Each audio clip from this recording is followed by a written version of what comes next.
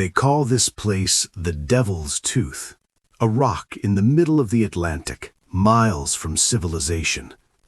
It is November 1895. The barometer is dropping fast. The sky has turned the color of bruised iron. I am Thomas, the keeper of the light, and tonight, nature is coming to claim us. But as long as I have breath in my lungs, this light will not fade. November 14th, 1895, 5 p.m. The waves are already smashing against the base of the tower. Boom, crash. The whole structure vibrates, trembling like a living thing. I am at the bottom, looking up at the spiral staircase. 140 steps, iron and stone. I picked up my heavy oil can, clank of metal. It weighs a ton, but the light needs to be fed.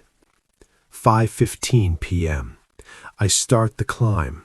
Clomp, clomp, clomp. My heavy boots echo against the cold stone walls. It is a rhythmic, lonely sound. Round and round I go. The air gets colder the higher I get. Heavy breathing, wheezing. My knees ache. They are old knees, worn out by years of climbing. But I cannot stop. The sun is setting, and the ships are blind without me. 5:30 p.m. I reached the halfway landing. I paused to catch my breath. Outside the small porthole window, the rain is horizontal, lashing against the thick glass like bullets. Rat-a-tat-tat. I can hear the wind whistling through the cracks in the masonry. Eerie, high-pitched whistle. It sounds like a chorus of ghosts trying to get in. I wiped the sweat from my forehead with a rag. Rub, rub. Not tonight, I muttered to the wind. You won't get in tonight. 5:45 p.m. I reached the top, the lantern room. The noise up here is deafening. The wind is howling around the glass dome, roaring wind. But inside, it smells of paraffin oil and polished brass. I set the oil can down. Thud. I looked at the giant Fresnel lens. It stands in the center like a glass beehive, beautiful and complex. It is cold and dark, waiting for me. 6 p.m. I opened the valve on the oil tank. Squeak. Hiss. The smell of kerosene filled the air instantly. Pungent. Sharp. It is the smell of safety. I struck a match. Strike. Flare. I held the flame to the wick inside the lamp. It caught instantly. Whoosh! A warm yellow glow illuminated the room, reflecting off the hundreds of prisms in the lens. The heart of the lighthouse is beating again. November 14th, 1895, 6:30 p.m. The light is burning steady, but the glass must be perfect. Even a smudge of oil or a speck of dust can scatter the beam. I took my soft chamois leather cloth. Rustle. I began to wipe the giant Fresnel lens. Squeak, squeak, squeak. I moved in slow, circular motions. The glass is thick, curved, and heavy. Hundreds of prisms catching the yellow flame and throwing it out into the dark Atlantic. Polishing sound. It is peaceful work, despite the chaos outside. 6:45 p.m. Now she must spin. A lighthouse that doesn't rotate is just a stationary star. I walked over to the heavy brass pedestal. Behind the glass lies the clockwork mechanism, the brain of the tower. Huge iron gears, greased and shining. Metallic clink. I grabbed the massive winding crank. It takes all my strength to turn it. Grind, click, grind, click. I am winding up the massive weights that hang down the center of the tower. Chains rattling. With every turn, I feel the tension building. 7 p.m. I released the brake. Clunk, hiss. Slowly, very slowly, the several-ton lens began to move. Deep humming sound of gears. The gears meshed together perfectly. Click-clack, click-clack. Now the light is no longer a static glow. It is a sweeping finger of fire, cutting through the rain and the spray.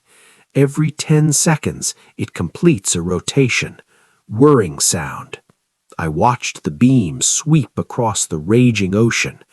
Out there, in the dark, some captain will see this flash and know he is safe. 7:15 p.m. I checked the oil levels again. Slosh, drip. The heat from the lamp is intense now. It warms my old bones. I pulled a small wooden stool to the corner of the room.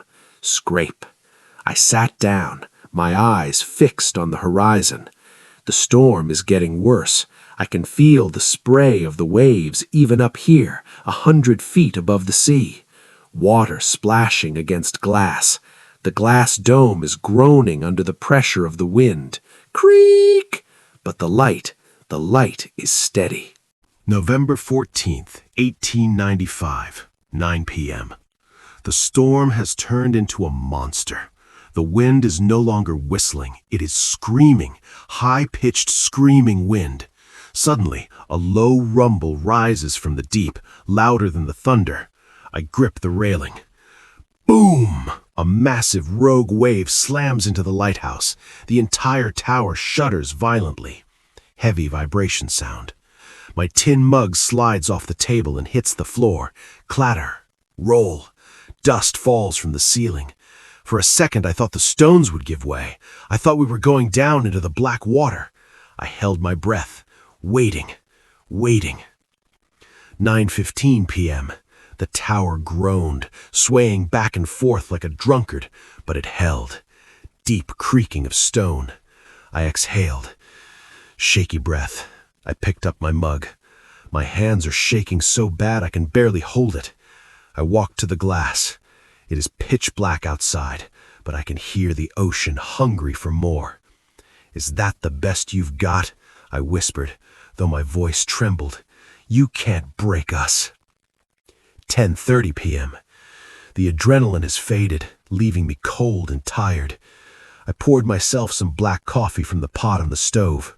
Pouring liquid. It is bitter and thick as mud. I took a hard biscuit from my pocket. Crunch. I sat back on the stool. The rhythmic click-clack of the rotation gears is the only thing keeping me sane. Click-clack, click-clack. It counts the seconds of my life away.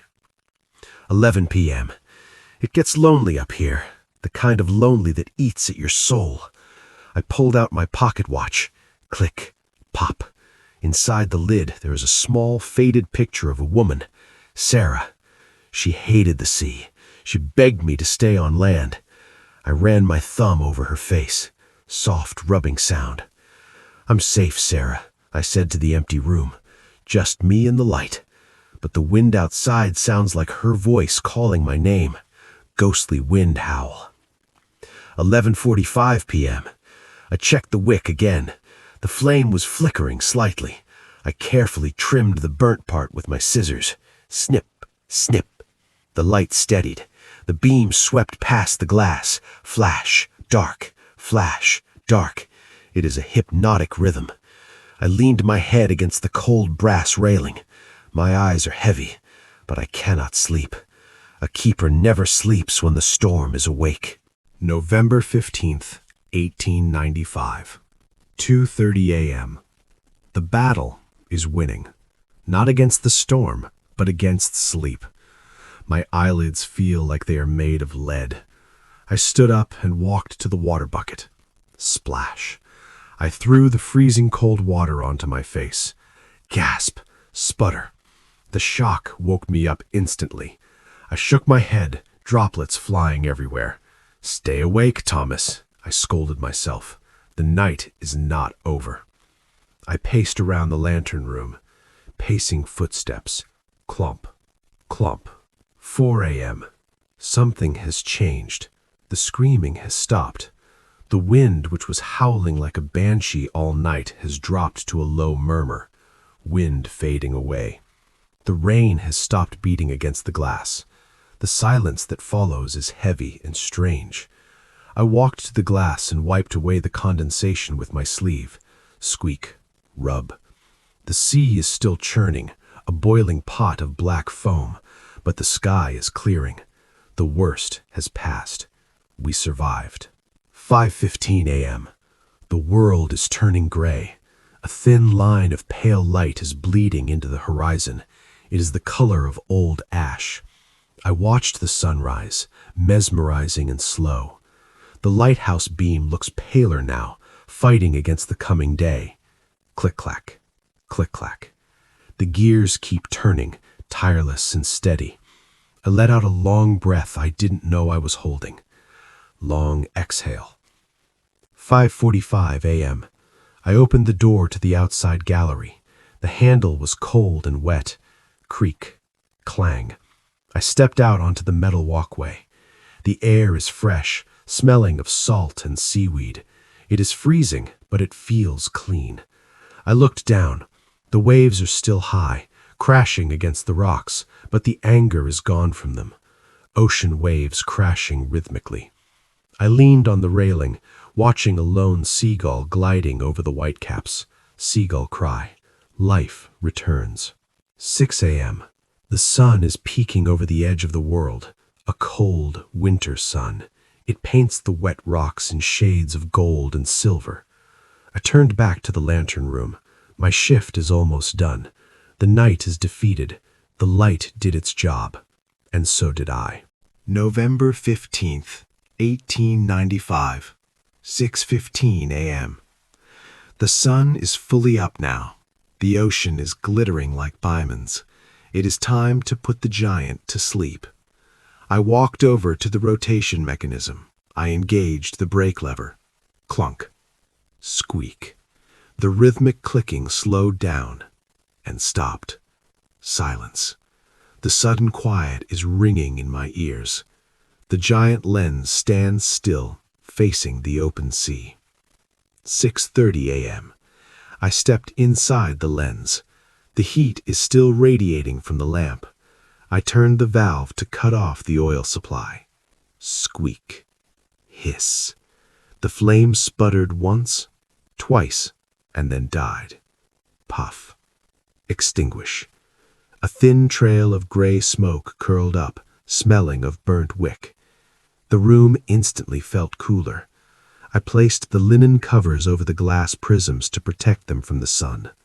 Rustle of heavy cloth. The lighthouse is blind for the day. 6:45 a.m. I walked down the spiral stairs. Clomp, clomp, clomp. Going down is much easier than going up. My legs feel like jelly, but my heart is light. I reached the living quarters at the bottom. I sat at my small desk and opened the logbook. Leather creak. I dipped my pen in the ink. Dip. Tap. November 14:15. Heavy storm. Northwest gale. Rogue wave at 9 p.m. Structure held. Light remained lit. I closed the book. Thump. Simple words for a long night. 7 a.m. I took off my heavy boots. Thud. Thud.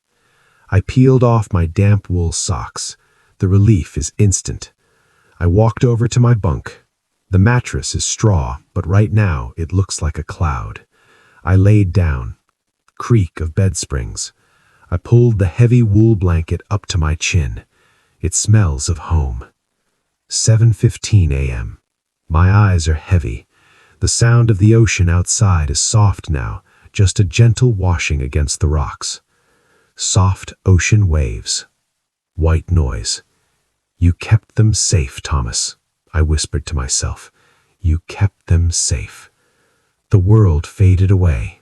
No more wind, no more gears, just peace. Deep, slow breathing.